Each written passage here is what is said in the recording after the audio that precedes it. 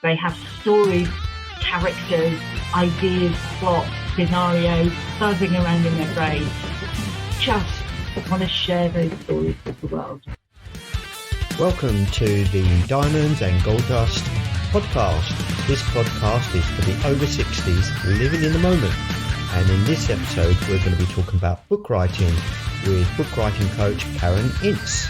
Karen is a public speaker, a playwright and a book writing coach. I've known Karen for many years and she's certainly also an excellent mentor. And it's with great pleasure that I can introduce you to Karen today. And I'm sure she's going to give you some great ideas and tips and an outline of what to do if you want to start writing your book. So without further ado, I'd love to introduce you to Karen. Hi, Karen. How are you today? Hi, Stuart. I'm doing really well. Thank you. Great. That's fantastic to have you on. It's such a thrill. And I'm so looking forward to this podcast and to listen to what you've been up to and talking to the audience about different types of book writing that they could possibly do. Straight into it then. Tell us about what you do and how you come to do what you do. Okay. I'm an author coach. So I use my coaching skills specifically to help people go from idea to I did it. I want to write a book to here's a book I wrote. And there's so much involved in that. And there are so many different types of books as well. How I got into it is a bit of it's brought together several strands of my life, I guess. I've always had a passion for writing since I was a child. I won some writing contests when I was at junior school. I always wanted to write. I was a massive reader.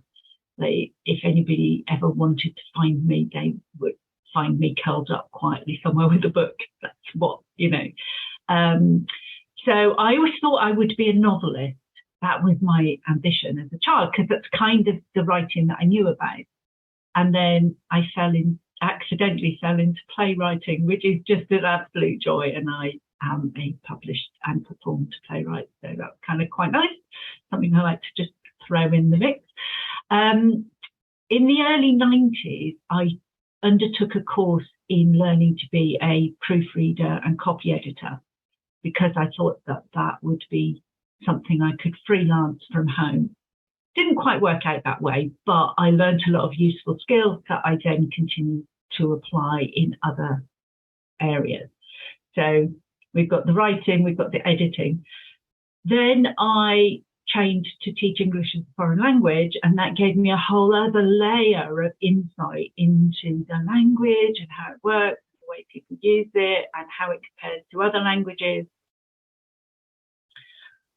Also, I trained as a psychotherapist, so I have those interpersonal skills. And although I then chose not to practice as a therapist, but I did start coaching, and I've actually done 3 different life coaching training qualifications because I'm a bit of a glutton for learning. So by bringing together the skills of understanding language, of editing, so helping people to develop their own writing. So a lot of people think editors are just there to check for spelling mistakes, get your punctuation right. And one type of editing, copy editing, is very much about that. But there are other types of editing, like developmental editing, line editing, where it really is working with the author to help them to develop their writing and for their finished book or report or whatever they're writing, just to be better than it would have been without that support. So bringing together my own love of writing, my coaching qualifications, my love of the language and my editing skills, it kind of just makes sense for me to start supporting authors as an author coach. And over the last few years, I've moved further and further in that direction. So I'm kind of leaving most of the other things, not leaving them behind, but using them in that way, using them to really support authors rather than in a more detached way of you write it, I'll edit it. But it's more like I want to walk that walk with you, but I hold your hand and let's do this together. And I love working one-to-one with authors and really doing that journey with them. It's great. But also, I'm aware that my time is limited. There's only so many people I can work with on that basis. But also, my time I have to charge for it. So not everybody can necessarily afford that much input from me. So I'm just about to launch some standalone courses, so they will be self-study, and also a program which is going to have some interactive elements, but it's not as intensely interactive as if you do a one-to-one contract with me. So I'm expanding the ways in which I can support writers, which is really exciting. I'm excited about it. Wow, it sounds really exciting. And yeah, really interesting, because when you talk to people, have you got a book in you? Do you want to write a book? And so I might think I might want to write a book, but didn't realize before you just started to explain and talk about it, how many different types, there's so many different types of writing. Editing means so much more. And I was really interested that there's a psychotherapy side to the writing. So I just wondered if we could kind of just go into a little bit more about what might be the different types of book or different types of book that people might want to look at, what the different types of authors and what people might get out of, and maybe how that can, for somebody wanting to explore the adventure of writing, how that can help them in terms of their mental health, perhaps. Okay, gosh. That's 3 big questions there. That's another like anyone in any order. Okay, so let's talk about the different types of books. So generally speaking, there are 2 types of books. There's fiction and non-fiction. That's the biggest kind of split, if you like. I would say, on the whole, people who write fiction are just people who love fiction. They have stories, characters, ideas, plots, scenarios buzzing around in their brain, and they just want to share those stories with the world. And it's like a burning inside to get that out and share these made up stories. On the non-fiction side, that's, again, I'm going to subdivide that now. So there's the kind of the subject specific or topic specific type of non-fiction, which you might start imagining school textbooks, for example. And school textbooks are clearly an important part of non-fiction writing, because what it's doing is it's taking useful information and presenting it in a way that it's easy for a student to follow, do the exercises, learn something, whatever. But also, I would say business books. There are so many people who know something amazing in their business life, in their professional life. And there are so many different ways of sharing that in a business book. The other half of non-fiction writing is when people write about their lives. So if you're a celebrity, people will be queuing up to write your life story. That's a biography because it's writing about somebody else. But you can write your own life story, which is an autobiography or a memoir. There's a bit of a difference between autobiography and memoir. But that kind of writing, anybody can do. And you can do it just for your own satisfaction. And that's the kind of writing that's often really good for mental health reasons. So it can be quite cathartic. So if, for example, you've experienced difficult times, you've had some sort of trauma, you've experienced really challenging times, writing about it can have 2 purposes. One, it can be inspirational for other people, when they read it. But long before it gets into the hands of somebody else to inspire them, it's cathartic for yourself. And by writing it out, you start to put bits together. You might make some associations that have previously you hadn't realised, and you go, oh, but that actually it's because of this, or it was that thing that happened was actually the reason why I then went on and did that, or so it can be a really interesting process for the writer, even if they never share it with anybody else. And what does it need? Pen and paper or a computer? Like, you don't need to invest in anything necessarily. Obviously, if you then decide you want to publish it, and I've helped a few people with their memoirs, it does need to be thought about. It needs to be structured. It needs to be polished. It needs to be presented in a way that other people will enjoy. I've recently helped a client who, in his 80s, his early years were during the Second World War, and he remembers the Blitz. So there's a massive amount of social history. It's not just his personal history. There's some social history in there. But he's just got a really lovely way of telling these anecdotes of the scrapes he got into as a child growing up. And it's a really humorous book. It's not doom and gloom at all. Like, he thought the Blitz was quite exciting. So there's all kinds of ways in which just your own life story can be a really good thing to write about. Just for yourself, it can be a legacy for your children, your grandchildren, your great-grandchildren. You can read it, just as I said, as a cathartic process. On the business book side, that can also be a legacy as well, particularly when we're talking about people who've been in their profession for a long time, or people who've run a business for a long time. They've got a lot of business knowledge, and the world has changed, but your business knowledge, your professional knowledge, your expertise is still relevant. It's easy to think, well, younger people might not be interested in what I know because it's no longer relevant. Because I learned my trade in the 70s, 80s, 90s, whatever, pre-internet, pre-this, no technology, blah, blah.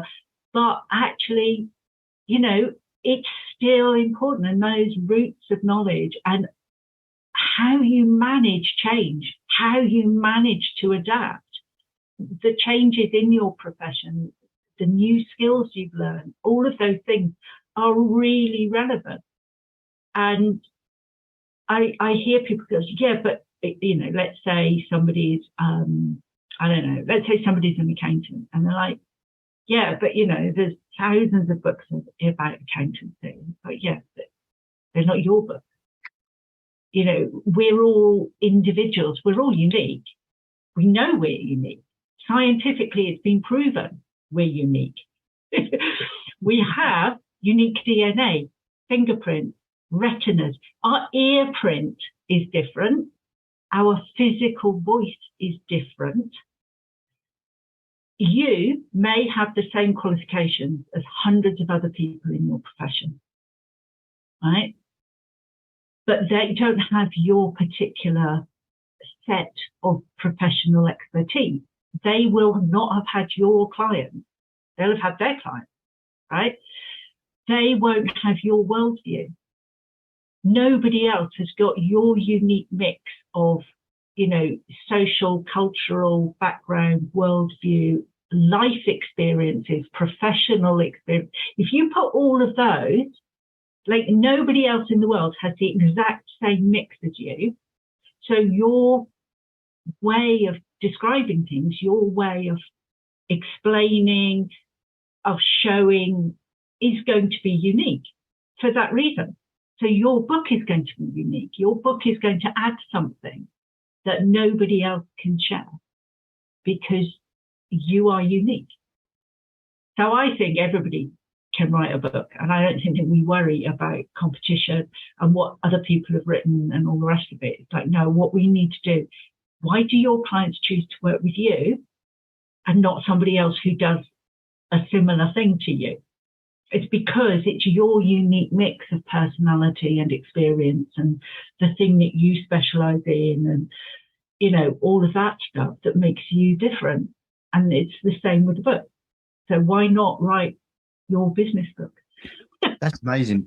One of the things also over the centuries, over history, is passing on information, and information gets lost. In Diamonds and Gold Dust, if we can get people to pass on their knowledge or reflect on their memoirs, reflect on their professional lives as a unique perspective on their world, all that wisdom gets captured. And we can leave that legacy to the people who come behind us, whether that's our family, whether that's our peers or younger colleagues, or the next generation of people, or 3 generations' time when they're looking for something new.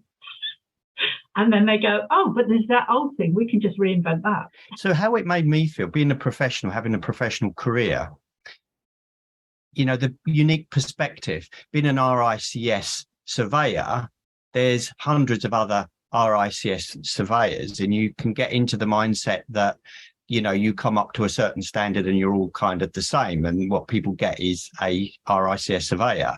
But when you mentioned about, well, it's from my particular perspective, my different clients, etc. And one of the things that I think I felt that might come out of that, if I was to look at it, is maybe discovering the transferable skills as well. What is it in my career that I can now pivot and use that experience for something new? Yeah. And so I think that's kind of like me. So my unique mix of skills that I bring to being an author coach is I trained as a psychotherapist and a life coach. I trained as an editor. I trained to teach English as a foreign language. And I'm a published writer, and there will be other people out there who, coach authors, and they might have some or all of that. But even if they have exactly all the same, they're not going to have applied it in the same way. They're not going to have had the same experiences. And they don't come from my socioeconomic, cultural background. So the worldview through which they see the lens through which they see their experience and their knowledge and their skills and their qualifications is different to the lens through which I see mine. Because we are all unique. I'm going to keep going on about this. We are all unique. And I think that's very encouraging. And it's a very good point to remember that sometimes we don't feel that we're good enough. We feel we're less than, but actually, as you say, we are different. We're all different. Not more or less. And exactly. Yeah. So, Karen, tell us a bit more of this exciting news about the course and the program that you've got coming up. Right. Well, so the courses and the program that I'm about to launch are all aimed at people who want to write their business book. Now, their business book could be how to. So it could be how to for complete beginners. Let's say I'm a florist and I want to just share some tips on people who want to do better flower arranging at home, right? Or it might be how to set up and run a successful floristry business. I might have been around the business for so long that now I want to teach other business people. I don't want to teach beginner flower arrangers. I want to teach other business people how to be better in their business. Or I might be wanting to talk more theoretically about like the history and the background and theory of, the theory of floristry. Why do we all love flowers so much? Why does everybody want cut flowers in their house? What is it about the symmetry or asymmetry of an arrangement that makes it more or less attractive? What colours, talk about colour theory and how colours work together. So even within that one branch of I'm a florist and I want to write a business book, the type of business book that I might want to write can be like immensely different. So I've chosen to really focus my energies on helping people to write their business book. And so I currently have a free kind of little how-to guide on how to plan your business book, which is I just give away to people just to help them get started. And then I've developed a series of courses so one is a much more expanded version of that book, and it's about how to successfully plan your business book. And that's not just how to plan the content, but it's what are you doing about marketing? What's your time scale for it? When are you going to launch it? How are you going to publish it? Are you self-publishing? Are you looking for a deal? So pretty much everything you need to know that you don't currently know about writing and publishing your book. And then the other ones are more sort of, so there's one about how to develop the uniqueness of your author voice, which is what I was talking about earlier. And it looks at a number of kind of headings of different elements of style and language that we use. And then another one about how to be better at self-editing. So I always recommend people should use an editor at least once in the process, because when we're writing, we get too close to our own writing and we see what we think is there, and we don't necessarily see what's really there, and we don't necessarily spot some of the weaknesses in our own writing. But there's a lot you can learn to do for yourself. And I know if people are on a budget, they can't necessarily afford the level of support that would be ideal. And so these are some tips and tricks they can use to apply themselves to get a better finished product without breaking the bank.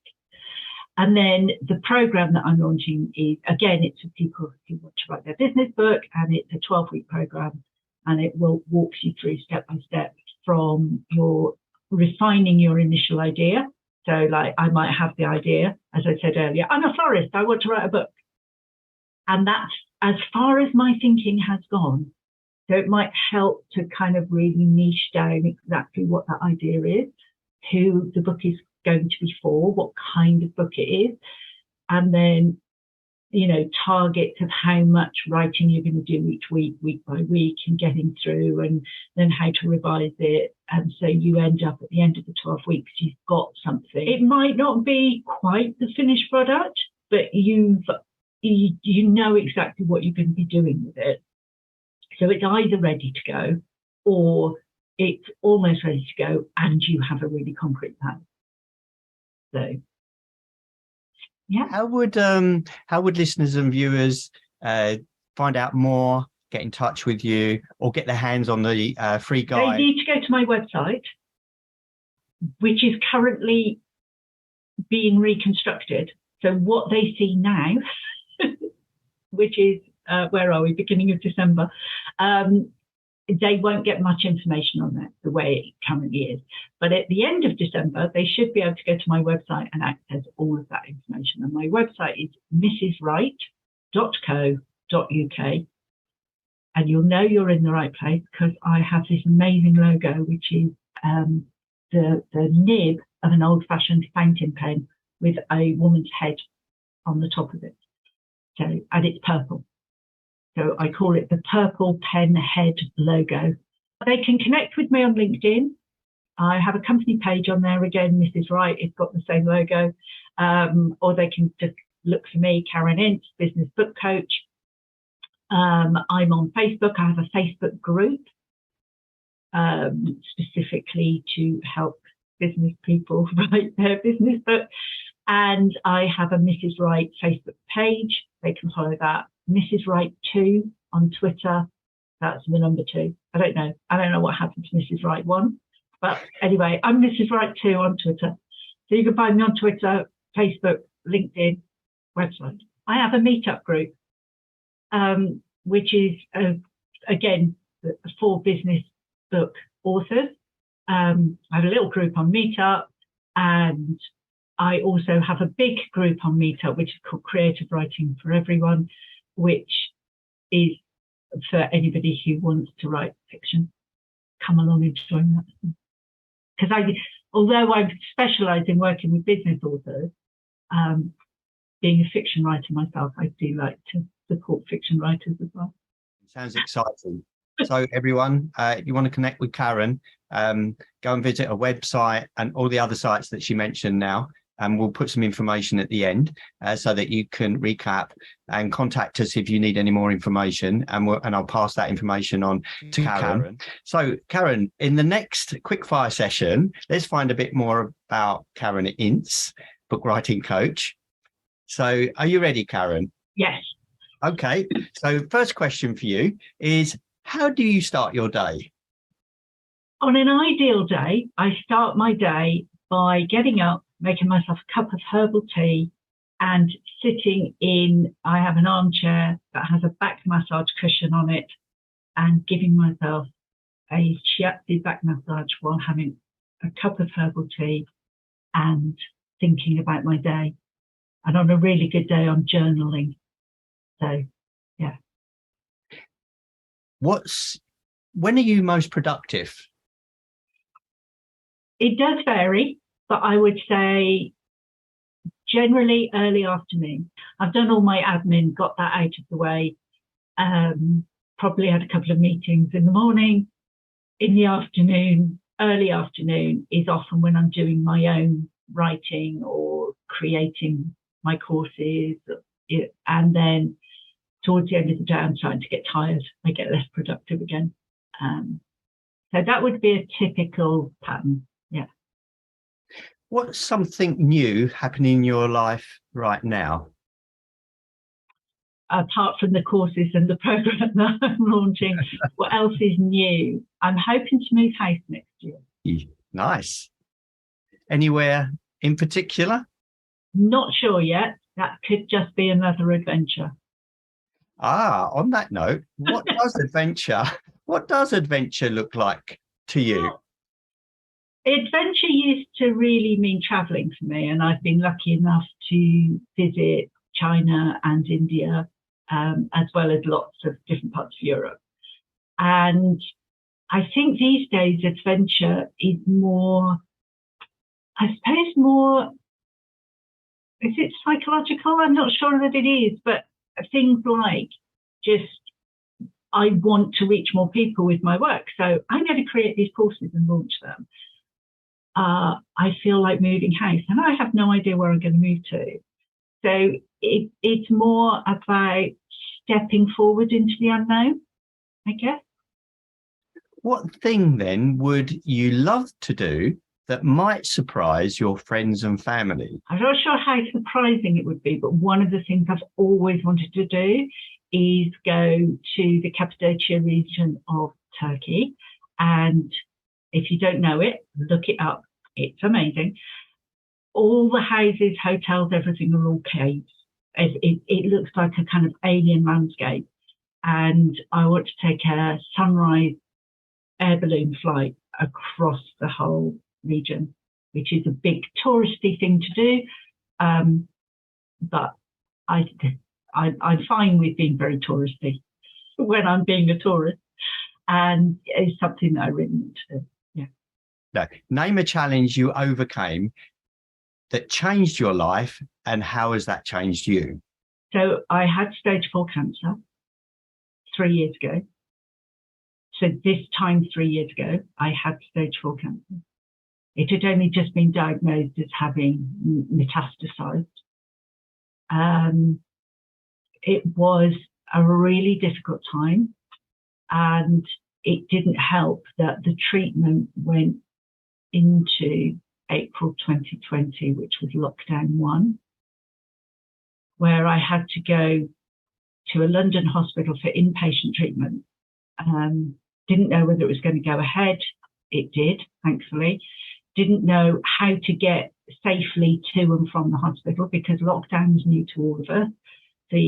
Nobody knew how to manage anything. It was a really bizarre and surreal time. I was shielded, so I was having no contact at all with anybody else. Thankfully, all my scans since then have been clear. So, let's get the good news out there. But it was a really difficult time. And I think facing something like that is very challenging. Facing something like that effectively in isolation made it a lot more challenging. And, I think one of the things I used to practice gratitude anyway, but my gratitude practice has gone up a number of notches since then. Just not taking things for granted. And financially, it was also difficult because I was too ill to work. So it did challenge me financially at the time. So rebuilding that has been my focus for the last, 12 months maybe. And then, so now I'm ready to, I've rebuilt a foundation, and now I'm ready to take that next leap forward from there. And I think it's given me, initially, it really destroyed my confidence because it's like, but all that stuff was going on inside my body and I had no idea. Why didn't I know? Why didn't I catch it earlier? All sorts of, weird thinking. But now it's given me a lot more confidence because I'm just like, well, hey, I'm still here. Why don't I, take another risk? Why don't I have a go at that? Why, so I think I'm more open to different ideas and being a little bit more experimental, I guess. That's such an inspiring story, Karen, and I'm sure you'll be an inspiration, and your story has been an inspiration to everybody that's listening. And to hear you now, to hear how determined you are, to you're inspired, and it shows that you can get through these things and come out the other side. And I mean, I was lucky that the cancer was caught when it was, although it had spread to my liver. It was one tiny lesion.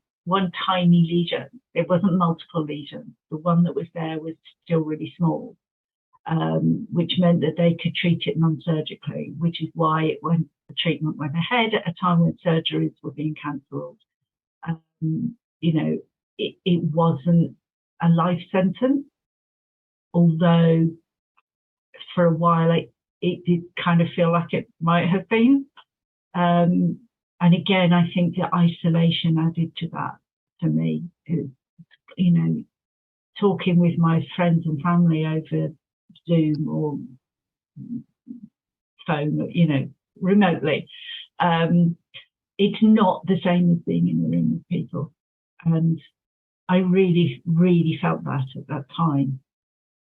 But yeah, it is possible to have that and, to continue to have a good life later. So yeah, I would like people to know, first of all, it's really, really important to take care of your health. And if you have any worries, go to your doctor. Even if it's difficult to get an appointment, persist and go and get that checked. Because I was having some problems and it didn't, well, I suppose it did occur to me that it could be that, but it's not what I thought it was. What I thought they would probably find was, I thought there was something else. And so I was like, oh, we'll just get this and then, I can have some treatment and then it'll all be fine. And then they were like, no, actually, this is really serious. Great advice, Karen. Thank you so much for sharing that. And I'm sure there'll be people listening that will be an amazing inspiration to them. And particularly through the lockdown when, people have felt isolated. They've been in experience where they haven't been able to put their arms around their relatives that may have been in hospital. And to see that you've gone through that on your own and got through it, and now you're inspiring others, is just an amazing, amazing motivation, an amazing thing. And so, Karen, what now for you, and what inspires and motivates you? So I think I'm more aware than ever that what I want, what we all want, is connection. I love working with people. I love connecting with people. I love hearing people's stories. I'm you've guessed it. I'm a bit of a story fan, but I like hearing people's stories. I like finding out about people. So my motivation is very much around people. I have family, I have children, I have grandchildren. They are amazing. The boys, I have 4 grandsons. How amazing is that? They're incredible. And yeah, so I love hanging out with my family, with my friends. I love creating things. So yeah, people and making things. Really, the things that I like in life. So what advice would you give your young self? To be more confident, definitely, to be more confident, to value my own knowledge more. I think I was always a bit ready to kind of go, if there was a disagreement, I'm not talking heated disagreements, I'm just talking about somebody what goes, oh, it's X, and somebody else goes, no, it's Y, to always assume the other person's right, when actually that's not necessarily being true. So I think just to be more confident and value myself more, and not take quite so many decades to get to that point. Thank you. So in summary, around what you do in your book writing coaching, what 3 tips would you give somebody who's kind of listening in thinking, yeah, I'd like to go on to this journey. I'd like to really write something or start writing. What would be your 3 takeaways or 3 tips for today that they can go away with and think about? Okay. So first of all, I suppose my first tip is start writing. It doesn't matter whether anybody else ever sees it.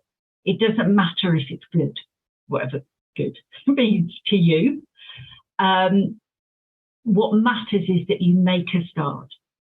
If you're going to write, if your idea is that you want to write a book, it's not something you could do in an afternoon with the best will in the world. It takes hours of work. Your first attempts are not going to be great. Even if what comes out at the end is going to be amazing, initially your first ideas, you need to work on it. It needs to be polished, it needs to be improved. If you're handwriting, it's fine, you just rewrite it. If you're working on a computer, you just delete and edit and cut and paste and all of the rest of it. It's not, a lot of people get disheartened very quickly because they write something and then they read it back and they go, that's really not very good. But well, no, of course it's not. You know, if you've never done any woodwork and you pick up a lump of wood and a chisel and a hammer, your first attempt at carving something is going to be rubbish, right? Just because we all use words on a daily basis doesn't mean we're very particularly good at putting them together initially. You're going to have some learning to do. So enjoy that.